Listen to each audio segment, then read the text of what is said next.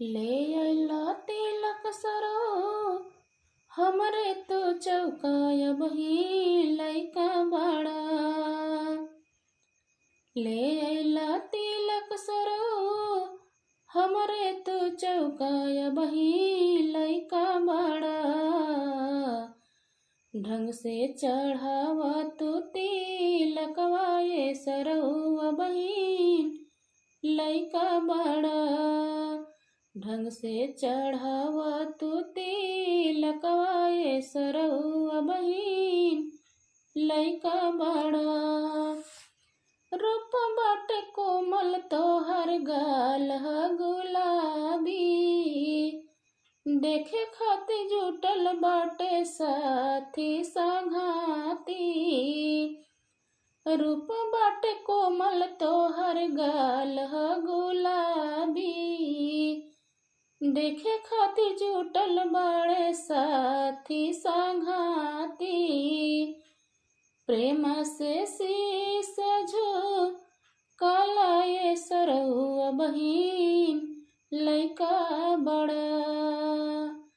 प्रेम से शीस झुकाला ये सरौआ बहिन लइका बड़ा।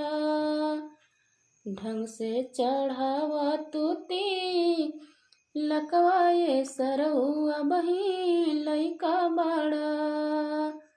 ढंग से चढ़ावा तू तिलकवा ये सरौआ बहिन लइका बड़ा।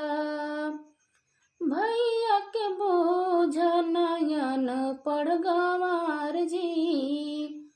नाने उमरिया में बन गइला सार जी।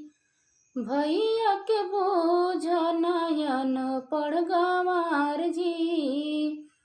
नाने उमरिया में बन गइला सार जी।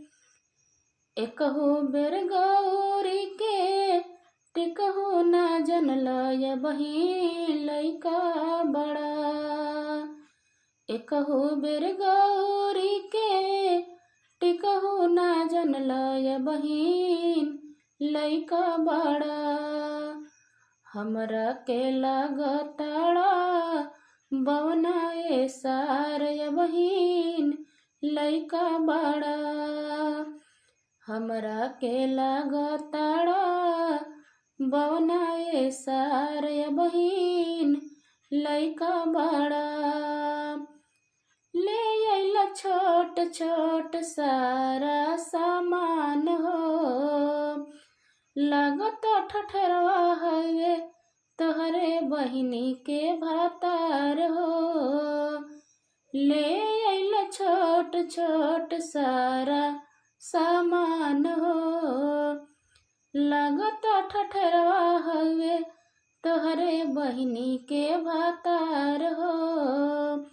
ए सरौ लइका बड़ा। ढंग से चढ़ावा तू तिलकवा ये सरौआ बहिन लइका बड़ा।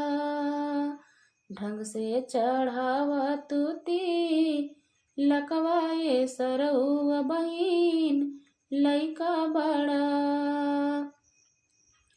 ले अइला तिलक सरौ हमरे तू चौकाया बहिन लइका बड़ा। ले अइला तिलक सरौ हमरे तू चौकाया बहिन लइका बड़ा। ढंग से चढ़ावा तू तिलकवा ये सरौआ बहिन लइका बड़ा। ढंग से चढ़ावा तू तिलकवा ये सरौआ बहिन लइका बड़ा।